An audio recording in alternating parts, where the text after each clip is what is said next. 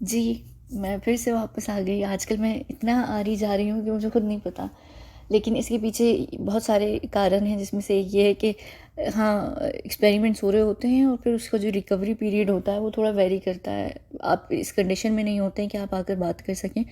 दूसरा ये भी होता है कि कई सारी चीज़ें काम भी चल रहे हैं। हम ट्रेनिंग हेडक्वार्टर्स में भी हैं आजकल, उसकी वजह से यहाँ पर ट्रेनिंग जब हो रही होती है वो काफ़ी खुद अपने आप में टफ़ होती है। यानी हम लोग ट्रेन कर रहे होते हैं तो वो काफ़ी लंबा प्रोसीजर होता है, कई सारी चीज़ें होती हैं, फिर 101 काउंसलिंग चल रही होती है। काफ़ी चीज़ें ऐसी होती हैं कि मुझे सही से समय नहीं मिल रहा कि मैं यहाँ पर बात कर सकूँ। छोटी मोटी अपडेट्स होती हैं या कुछ भी होती हैं या किसी पर टिप्पणी करनी है तो वो ठीक है, वो ये होता है कि आप क्विकली एक आकर वीडियो कर सकते हैं। लेकिन जो आजकल हम पिछले दिनों से बात कर रहे हैं, जैसे कि रिसर्च पर मैं रिसर्च नहीं, हिस्ट्री के ऊपर मैं बात कर रही थी पिछली 4-5 वीडियो से। तो उसमें ये होता है कि आपको थोड़ा सा मटेरियल जमा करना पड़ता है, थोड़ी सी फाइल्स निकालनी पड़ती हैं। और आने वाले दिनों में भी मैं आज खैर हम इस वीडियो में हम जिस पे बात करेंगे वो जो कुछ सालों में नहीं हुआ है, 2000s के अंदर से जो स्टार्ट हुआ है, 2000 के बाद से जो चीज़ें स्टार्ट हुई हैं उसके ऊपर मैं बात करूँगी। तो थोड़ा सा आप लोगों को समझ आएगा कि आप लोगों ने जब बड़े होते होते जो न्यूज़ सुनी है, जो देखी है कि भाई अफ़गानिस्तान में क्या हुआ, लीबिया में क्या हुआ, इराक़ में क्या हुआ, सीरिया में क्या हुआ, क्यों हुआ, ये आतंकवादी वाले ड्रामे क्यों होते हैं, या 9/11 कभी के ऊपर मैं फ़िलहाल यहाँ बात नहीं करूँगी। लेकिन ये है कि आप लोगों को समझ आना शुरू हो जाएगा कि ये सारी ड्रामेबाज़ी क्यों होती है, ये सारी चीज़ें क्यों होती हैं। क्योंकि इस 1 या 2 वीडियोज़ के फ़ौरन बाद हम यहाँ पर बात करेंगे NWO के ऊपर, फिर हम सोशल स्टेटसेस के ऊपर बात करेंगे, फ्यूचर में क्या होने वाला है। जो 2 सुपर पावर्स हैं, जो सुपर पावर्स की भी सुपर पावर्स हैं, यानी कि चाइना और इज़राइल, जिसकी टॉप 10 रिचेस्ट फैमिलीज़ हैं दुनिया में, वो गूगल वाली नहीं, दूसरी टॉप 10 फैमिली जिनके ऊपर मैं इन 4-5 वीडियोज़ में भी बात कर चुकी हूँ। तो मैं आप लोगों को फ्यूचर में क्या क्या होने वाला है, आप लोगों से जो चीज़ें सारी रिलेटेड है उसके ऊपर बात करेंगे। इसी वजह से मैंने पिछले ये जो 4-5 वीडियोस थी हिस्ट्री के ऊपर की थी। अब हम यहाँ पर आते हैं और हम यहाँ पर बात करते हैं कि 2000 के अंदर अंदर क्या क्या चीज़ें हुई हैं। सबसे पहले तो 9/11 का एक बहुत बड़ा इंसिडेंट है जिसका आप लोगों को पता है, जिसके ऊपर मैं बाद में कभी बात करूँगी। लेकिन अब हम यहाँ आते हैं, अफ्रीका के ऊपर मैं बात कर चुकी हूँ लास्ट वीडियो में। ठीक है, लास्ट वीडियो में कि अफ्रीका के साथ क्या हुआ, क्यों हुआ, और आज अफ्रीका का जितना भी गोल्ड और डायमंड है वो किस तरीके से निकाला जाता है, उसको कैसे माइन किया जाता है, और वो उसको कौन उसको होल्ड करता है, गोल्ड रिजर्व्स को उनके, या उनकी जो डायमंड माइंस हैं वो कौन होल्ड करती है। तो अगर आपने हिस्ट्री मेरी सारी चेक की होगी और सुनी होंगी तो आपको पता होगा कि डायमंड और गोल्ड के साथ अफ्रीका के क्या हुआ। और अफ्रीका सबसे ज़्यादा रिचेस्ट था गोल्ड के अंदर और डायमंड के अंदर, और आज उनका क्या अशर है हम पूरी पूरी दुनिया जानती है कि अफ्रीकन 1700 से एक थर्ड, यानी यहाँ पर मैं ये नाम नहीं लूँगी, लेकिन जो थर्ड और फिर उसके साथ एक जो लफ्ज़ लगता है ना क्लास से रिलेटेड, तो समझ आ रही है ना, यानी उस तरीके से हम उनको लेते हैं क्योंकि हमने उनको खुद गरीब किया है। गरीब करके जब वो पूरी दुनिया में और पूरी जाते हैं काम ढूंढने तो हम उनको भी बिल्कुल एक थर्ड क्लास इंसान की तरह ट्रीट करते हैं। लेकिन ये असल में हमारा अपना सारा किया धरा है, यानी कि फ्रांस और यूके का। ठीक है, इसके ऊपर अब इसके बाद आते हैं, क्योंकि इनको गोल्ड इनके मुंह को लग चुका है ना, इनको गोल्ड चाहिए। अफ्रीका ने के साथ भी गोल्ड इन्होंने क्यों लिया था, क्योंकि यूरोप जो था वो तबाही की तरफ था, बर्बादी की तरफ था। अब वो कई सालों तक चीज़ें चलती रहीं, लेकिन क्योंकि हर साल में, हर सदी में, हर सेंचुरी में, हर 100 साल के बाद आपकी जो ट्रेजरी होती है, अब तो खैर ट्रेजरीज जो होती हैं वो तेज़ी से ख़त्म हो जाती हैं, लेकिन ये कि आपको अपनी जो देश होता है उसको सस्टेन करने के लिए आपको कुछ ना कुछ ऐसे रिजर्व्स चाहिए होते हैं जो आपके देश में नहीं होते हैं। ठीक है, तो यहाँ पर आपके देश से मुराद इंडिया की मैं बात बिल्कुल भी नहीं कर रही। इनफैक्ट कि इंडियन गोल्ड और डायमंड के ऊपर भी मैं बात करूँगी, क्योंकि इंडिया के साथ भी बहुत बुरा हुआ है उनके डायमंड्स और गोल्ड के साथ की जो भी चीज़ें हैं, उसके ऊपर मैं अलग से वीडियो बात करूँगी नेक्स्ट वीडियो में। अब क्या हुआ कि अब इनको चीज़ें चाहिए थी, सब कुछ हो गया, तो इन्होंने सबसे पहले जो सबसे बड़ा ड्रामा किया वो किया इराक़ में। ठीक है, अफ़गानिस्तान के बाद इराक़ के पीछे पड़े। इराक़ में क्या रीज़न था पीछे पड़ने का, अगर आपको पता होगा, सद्दाम हुसैन का रीज़न नहीं था कि भाई सद्दाम हुसैन बुरा बादशाह था या बुरा किंग था, ऐसा रीज़न नहीं था।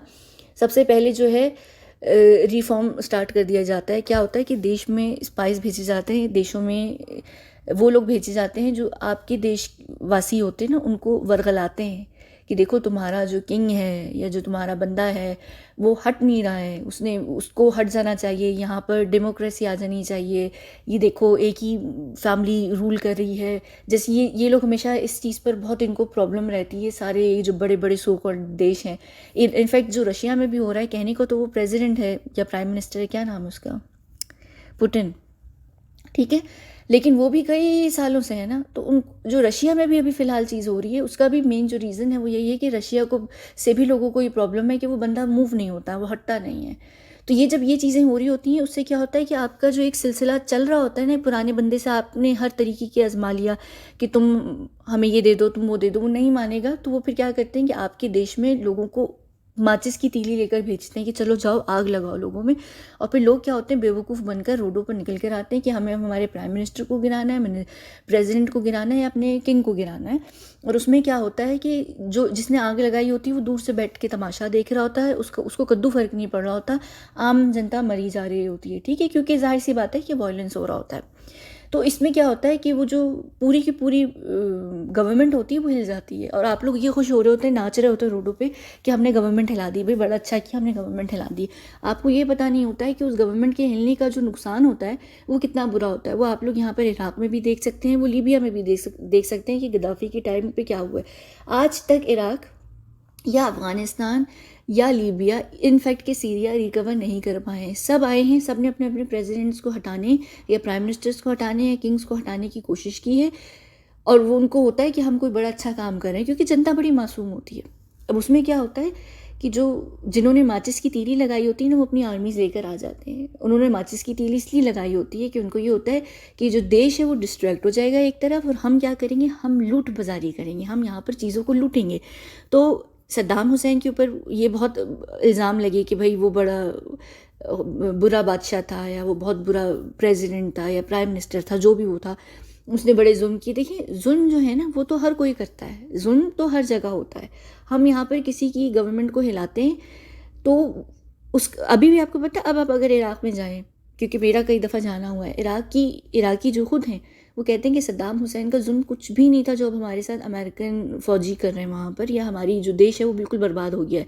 कभी कभी कहते हैं कि जालिम इंसान, जैसे हम हमारे स्कूल्स में होते हैं, बुरे प्रिंसिपल्स होते हैं, बुरी टीचर्स होती हैं, लेकिन उनकी वजह से ना एक लॉ एंड ऑर्डर ज़रूर होता है, कम से कम हमारी चीज़ें चल ज़रूर रही होती हैं। बेशक परफेक्ट जो एक आइडियल तरीका होता है उससे नहीं चल रही होती हैं, लेकिन फिर भी चल रही होती हैं। तो यहाँ पर ये चीज़ चल रही थी। दूसरा जो इराक़ था, उनका जो एक और सबसे बड़ा इशू था जिसकी वजह से उनके देश में जो एक सो कॉल्ड वीएमडी की बात की गई थी। अब वीएमडी किस चीज़ का शॉर्ट है, मैं यहाँ पर नाम नहीं लूँगी, लेकिन अगर आप लोग कमेंट सेक्शन में जाएँ तो एक दूसरे को बता दीजिएगा जिनको पता है कि ये वो कौन से वीएमपीडी हैं। इनका अगर सिर्फ वी नहीं, अल्लाहु अकबर, WMPD क्या है, तो W से वेपन होता है, उसके बाद MD, मैं गलत बोले जा रही हूँ ना, मैं VMPD, अल्लाह एक मिनट, WMD, ठीक है, सॉरी, बिल्कुल मेरे साथ यही होता है, मैं ES और इन चीज़ों को गड़बड़ करती हूँ, W और V को भी। खैर WMD, ठीक है। तो W से स्टार्ट होता है वेपन, और M और D से क्या है, ये आपके मैनेजिंग डायरेक्टर का शॉर्ट नहीं है, ये किस चीज़ का है ये आप लोग यहाँ पर कमेंट सेक्शन में खुद चेक कर लीजिएगा, मैं ये पूरा शब्द यहाँ पर बोलूँगी नहीं। तो एकदम से WMD निकल आई उनकी देश में।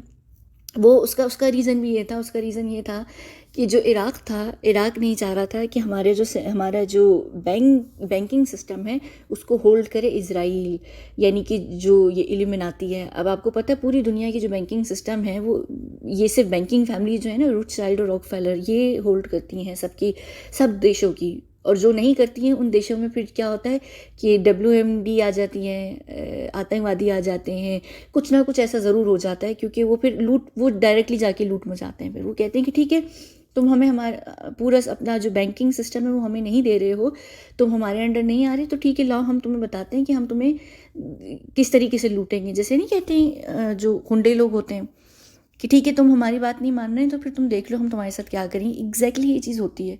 तो ये जो न्यूज़ में दिखाई जा रही होती है ना कि भाई ये हो गया वो हो गया, और सब लोग कह रहे होते हैं वो बुरा फलां बुरा, और वो ये था वो था, वो असल में हमें जो आम जनता होती है उनको बेवकूफ़ बनाया जा रहा होता है, पीछे ये चीज़ें चल रही होती हैं।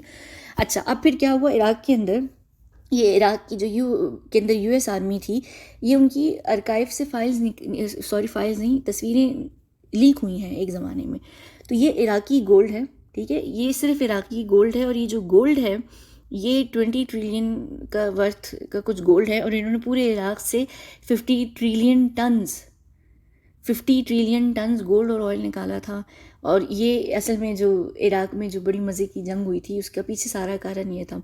और इराक का जो सद्दाम हुसैन था उसको जो फांसी की भी सज़ा दी गई थी, वो भी एक्चुअली उसका कोई रीज़न नहीं था, सिर्फ उसको इन लोगों का हशर यही बुरा होता है, बहुत बुरा होता है। इवन सऊदी अरब की जो रॉयल फैमिली है उनमें, मुझे नाम याद नहीं, शायद किंग फैसल या किंग फैसल के साथ शायद ये हुआ था कि उनको उनके कज़न ने खंजर घोंप के मार दिया था पीछे से। ये जो लोग थे ना, फ़लस्तीन का भी वो एक था, गुतरा पहनता था, मुझे उसका नाम अब याद नहीं आ रहा है, मैं गूगल करूँगी तो शायद मुझे नाम याद आ जाता, मैं नामों में बहुत वीक हूँ।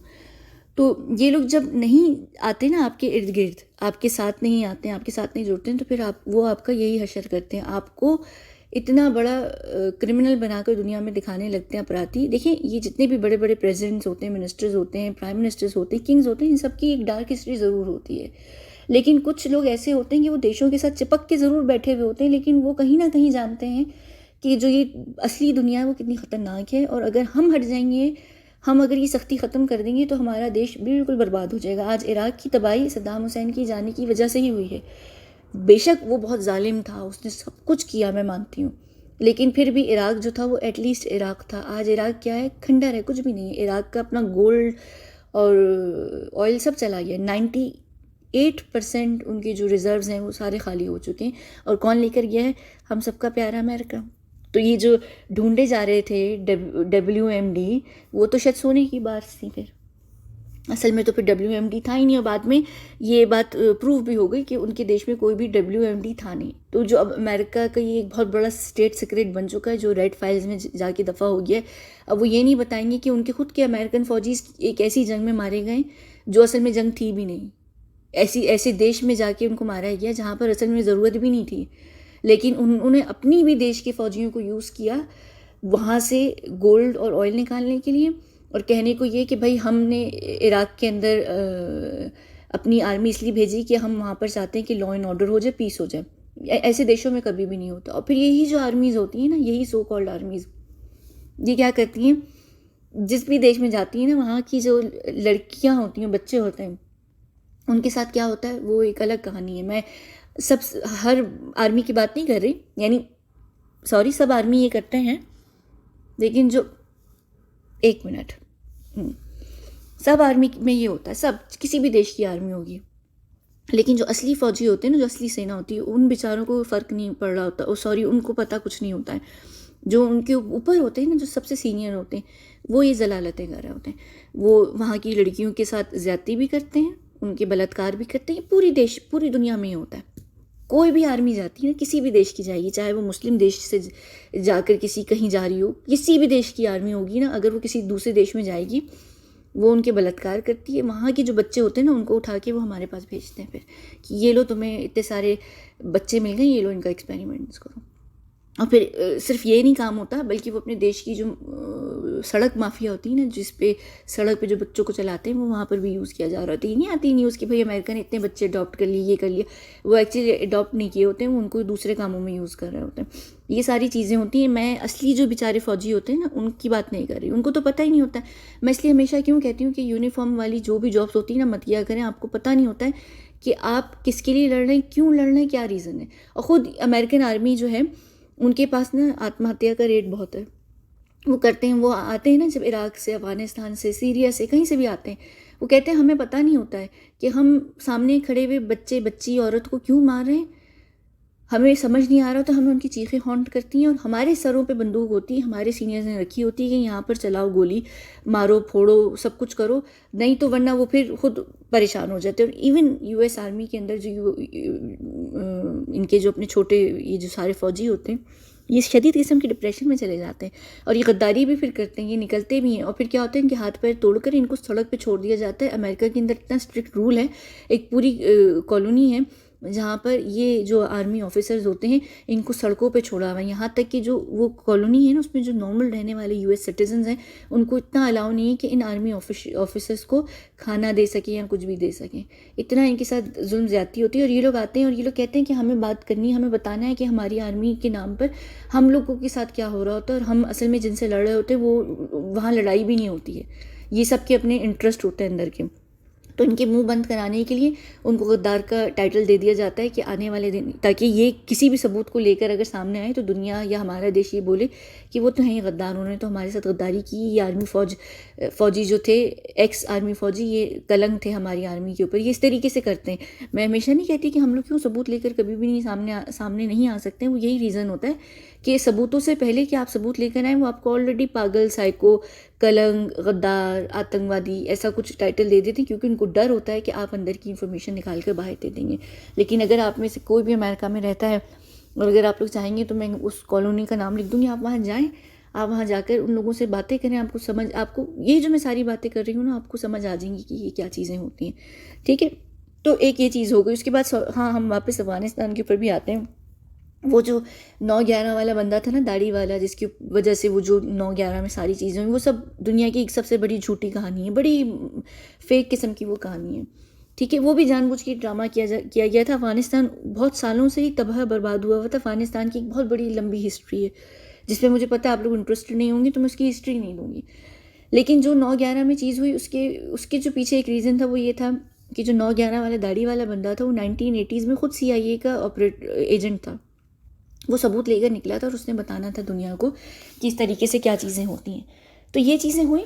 ठीक है, 9/11 में ये सारा ड्रामा हुआ। अफ़गानिस्तान ये लोग गए। इनको अफ़गानिस्तान से क्या चाहिए था?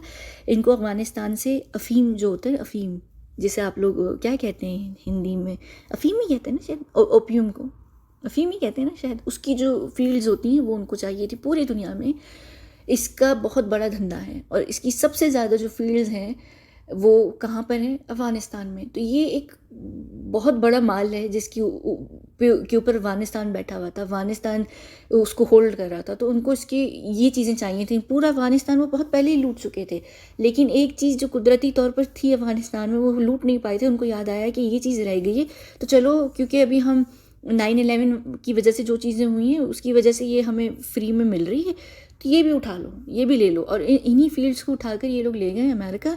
और अमेरिका में बाकायदा तौर पर अभी एक फील्ड्स बना दी गई हैं, इन्होंने अफ़ीम की फील्ड्स बना दी हैं और अब कहते हैं कि अमेरिका सबसे ज़्यादा अफ़ीम पैदा करता है। ये सब बकवास कहानी ड्रामेबाजियाँ होती हैं। लेकिन ये कि जितनी फील्ड्स थी पूरी अफ़गानिस्तान की, ये उठाकर वहाँ पर ले गए। और जो नहीं लेके गए, अब इनके जो भी वर्कर्स होते हैं अफ़गानिस्तान में, जैसे बिल्कुल एग्जैक्टली अफ्रीका में जिस तरीके से अफ्रीकन ही काम करके, लेकिन वो दे फ्रांस और UK को रहे होते हैं अपना गोल्ड और डायमंड, यहाँ पर अफ़गानिस्तान में अफ़गानी ही काम कर अपनी जो अफ़ीम होती है या जो भी वो होती है, वो सारी जो उसका सब कुछ होता है वो होल्ड उसको अमेरिका करता है।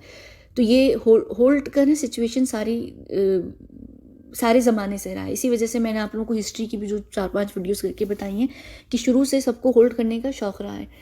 तो ये जो पूरा अफ़गानिस्तान है ऑलरेडी सोचें लुटा हुआ देश है, वो पूरा लुटा चुके हैं। उसका हशर हुआ वो इस देश का। उनकी जो आखिरी चीज़ थी अफ़ीम, वो भी ताकि बिल्कुल गरीब हो जाए और इनका भी अफ्रीकन वाला हाल हो जाए। आज देखिए पूरी दुनिया में अफ़गानिस्तानी होते हैं गए हुए, क्योंकि उनका अपने देश से साल का ही नहीं कि रह सके। खुद जो अफ़गानिस्तानी प्रेसिडेंट हैं वो और उनकी जो पत्नी और उनकी बेटी जो है वो अमेरिका में रही हैं, फिर वो अमेरिका के बाद GCC के एक देश में चली गई हैं, वहाँ पर अब वो रह रहे हैं, क्योंकि उनको पता है कि हम अपने देश को बेच बाच के अपनी जेब को भरकर देश का क्या असर हो रहा है उनको कोई फ़र्क नहीं पड़ता।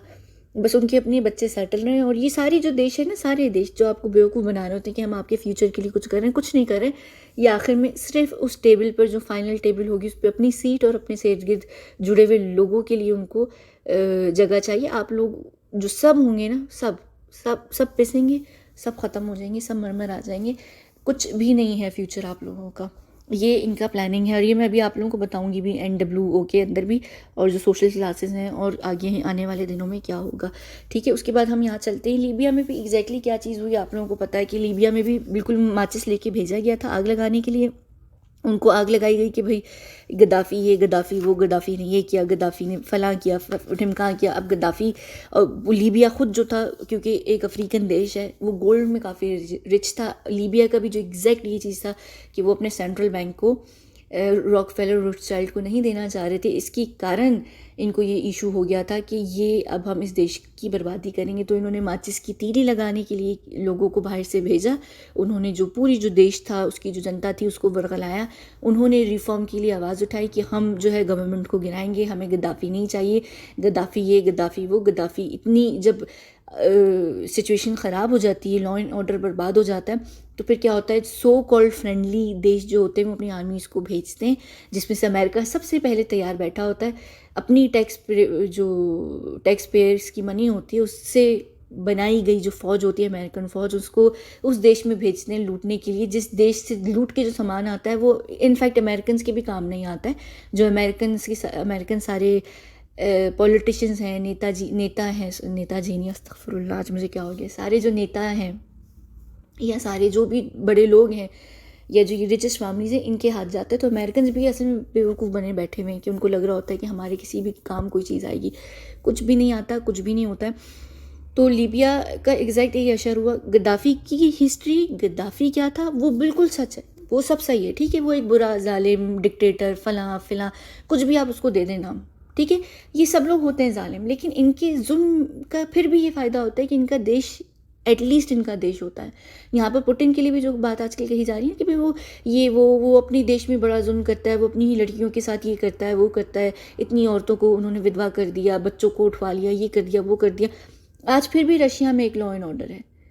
अगर रशिया का भी हाल बुरा हो जाए ना, रशियंस भी सारे निकल कर रोड पर आ जाएं, तो सबसे पहले जो है ना, सारी सो कॉल्ड फ्रेंडली आर्मीज जाएंगी, वो लूट मचाएंगी। और उस लूट मचाने में क्या होता है कि वो उस देश के सारे रिजर्व्स तो खींचती हैं, उस देश के लोगों को भी उठाकर वो लूट लुटा लेते हैं। यानी उनके बलात्कार भी हो रहे होते हैं, उनके बच्चे भी गायब हो रहे होते हैं। तो ये असल में चीज़ें हो रही होती हैं जंग के नाम पर, और हम बेवकूफ़ बन के बैठे हुए होते हैं। हम कह रहे होते हैं कि नहीं ये बुरा वो बुरा। हर इंसान बुरा है, हर प्राइम मिनिस्टर, प्रेसिडेंट, किसी भी देश का किंग बुरे ज़रूर होते हैं, उनकी एक डार्क हिस्ट्री होती है। पर उसके बावजूद भी अगर वो अपने देश को लिए बैठे हुए हैं ना, तो फिर देखें आप, यानी इराक़ का क्या हशर हुआ। जब सद्दाम हुसैन था तब इराक़ क्या था और आज इराक़ क्या है। जब गद्दाफ़ी था तो तब लीबिया क्या था, आज लीबिया क्या है।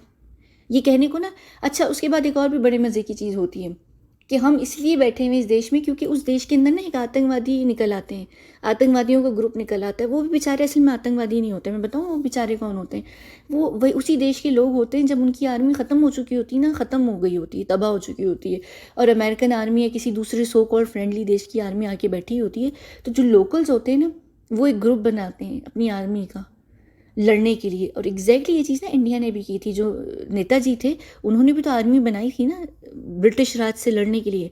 तो क्या वो आतंकवादी थे? नहीं ना। आज के देश में और आज के ज़माने में उनको आतंकवादी कहा जाता है कि भाई वो आतंकवादी ग्रुप बैठ गया ज़बरदस्ती, एक्सट्रीमिस्ट का, हम उनको मारने के लिए बैठे हुए। नहीं, वो भी तो असल में देश के लिए लड़ रहे थे ना। उस समय पे वो हमारा जो माइंड था या हमारी जो थॉट प्रोसेस थी वो नहीं थी, तो उनको नहीं कहा गया। हर देश में जो ये लोग बैठे होते हैं ना, जिनको कहा जा रहा होता है फलां ग्रुप और फलां ग्रुप आतंकवादी ग्रुप, वो असल में ग्रुप नहीं होते, वो उसी दो देश के लोग होते हैं। या तो वो उस देश के होते हैं या ज़बरदस्ती के भेजे हुए आतंकवादी होते हैं, असली आतंकवादी। या फिर उस देश की अपनी जनता होती है जो लड़ना चाह रही होती है। आप लोगों ने भी तो यही किया ना, हिंदुस्तान को इसी तरह किया अलग। उस समय पर अगर आप लोग अपनी आर्मी ना बनाते, आम लोगों की, आप लोग ना लड़ते, तो आज इंडिया का भी हशर वही हो रहा होता जो पूरी दुनिया में बाकी देशों का हो रहा है। आप लड़ते हैं ना, आप अपनी चीज़ किसी को ऐसे तो नहीं देते, आप यही करते हैं ना। तो यही चीज़ होती है। लेकिन ये क्या करते हैं, उन लोकल्स को नाम दे देते हैं आतंकवादियों का। जैसे अब फ़लस्तीन में आर्मी नहीं है, इजराइल लड़ता है फ़लस्तीन से। अब फ़लस्तीनी जब भी बेचारे खड़े होते हैं, ग्रुप बनाते हैं, तो कह देते हैं फ़लाँ फ़लाँ फ़लाँ फ़लाँ लोग आकर बैठे, हम उनको मारने में लगे हुए। पर फ़लस्तीनी और इसराइल का जो चक्कर है वो बहुत गंभीर किस्म का है, और उसमें थोड़ा सा जो ये है कि उनको वो मौका नहीं मिल पाता कि आतंकवादियों वाला वहाँ पर इल्ज़ाम लगा सकें। लेकिन ये चीज़ होती है। हम ये चीज़ नहीं सोचते, हम समझते नहीं हैं। हम अपने अपने देशों की हिस्ट्री उठाकर देखें या कहीं की हिस्ट्री देखें, तो बहुत सारे, हर देश में आपको ना दिखेंगे रेबल्स का ग्रुप। वो रेबल्स होते थे, वो अपने देश के लिए लड़ रहे होते थे कि भाई हमें हमारा देश दो। जो भी फ्रांस आके या यूके आके बैठा होता था, उनसे छीन रहे होते थे ना। और बाद में वही लोग हीरोज़ भी बनते हैं हमारी बुक्स में। लेकिन अब क्या होता है कि वो बेचारे जो लोग हीरो बनने के लिए कोशिश कर रहे होते हैं ना, एक आर्मी बना रहे होते हैं, उनको न्यूज़ इस तरीके से स्पिन करके बताती है कि वो आतंकवादियों के ग्रुप हैं और उनसे लड़ने के लिए बैठे हुए हैं, और इसीलिए हम उस देश में बम मारे जा रहे हैं, उस देश से हम अपनी आर्मी नहीं हटा रहे। असल में वो कुछ भी लोग नहीं होते हैं।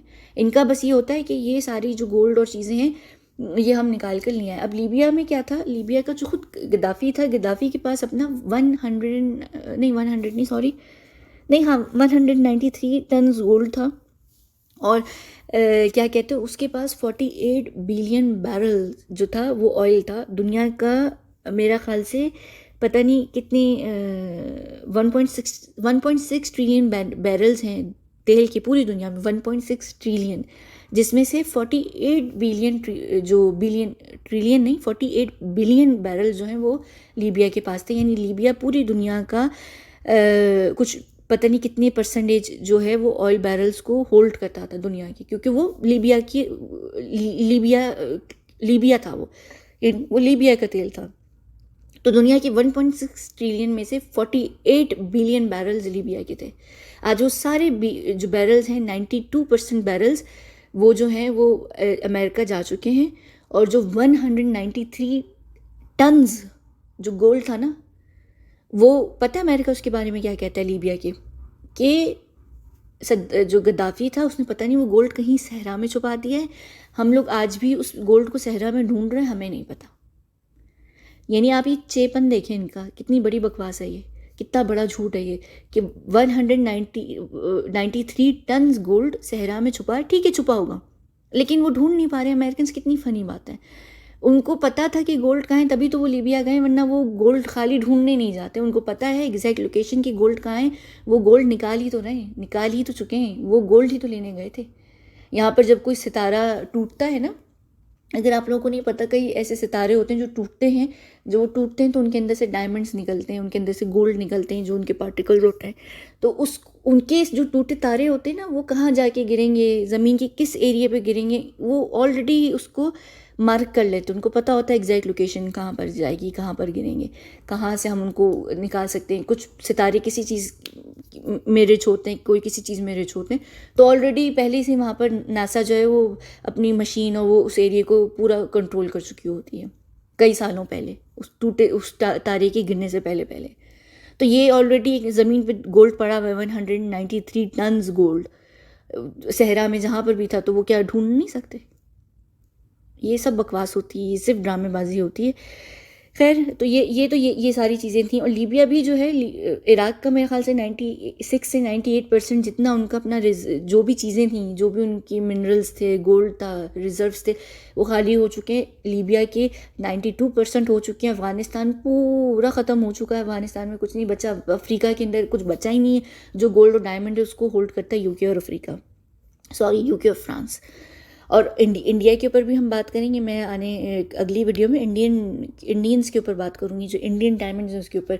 इंडिया ने खैर अभी भी अपने आप को बचाया हुआ है, क्योंकि इंडिया के साथ ये फ़ायदा हुआ ना कि इंडिया ने एक ज़माने में जंग लड़ ली, ब्रिटिश राज को ख़त्म कर दिया। 1400s में जो आए, उसके बाद कितनी लंबी सोचे, कितनी पता नहीं कितने 100,000 सालों तक लड़े आप लोग, फिर जाकर आप लोग 1900s के अंदर आप लोगों को आपका इंडिया वापस मिला है। तो जो भी चीज़ें बाकी हैं वो हैं।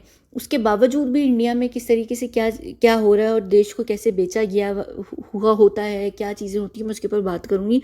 लेकिन इंडियन जो सबसे फेमस चीज़ है वो इंडियन डायमंड्स है, और उनका क्या हशर हुआ उसके ऊपर हम अगली वीडियो में बात करेंगे। ठीक है, इस वीडियो को हम बंद करते हैं, हम मिलते हैं फिर अगली वीडियो में। बहुत बहुत शुक्रिया। अच्छा, एक और बात, ये जो मैंने सिर्फ यहाँ पर लीबिया, अफ़गानिस्तान और इराक़ की बात की है, ये सिर्फ 3 देश हैं। सीरिया की तो भी मैंने बात भी नहीं की है, क्योंकि सीरिया में तो भी एक ऑनगोइंग, खैर ये सारे जो देश हैं इनमें एक ऑनगोइंग कॉन्फ्लिक्ट चल ही रहे हैं। लेकिन आपको ये अब समझ आ रही है कि किस तरीके से ये किया जा रहा है। और यहाँ पर एक और भी चीज़ जहन में रखिए कि ये अभी मुस्लिम देश है ना, ये तीनों मुस्लिम देश हैं, इराक़, अफ़गानिस्तान और सीरिया और लीबिया। लेकिन अब ये जो यूक्रेन है, ये तो मुस्लिम देश नहीं है ना, लेकिन ये यूक्रेन में क्यों हो रहा है? मैंने आपको एक बात बहुत दफ़ा पहले भी बताई थी कि जब मुस्लिम के ऊपर करके सब ख़त्म हो जाएगा ना, तो ये फिर ऐसी दूसरे रिलीजन्स, दूसरे धर्म के ऊपर जाएंगे, और उसमें भी देखेंगे कि सबसे थर्ड क्लास उनमें कौन है, तो उस तरीके से उनको टारगेट करेंगे।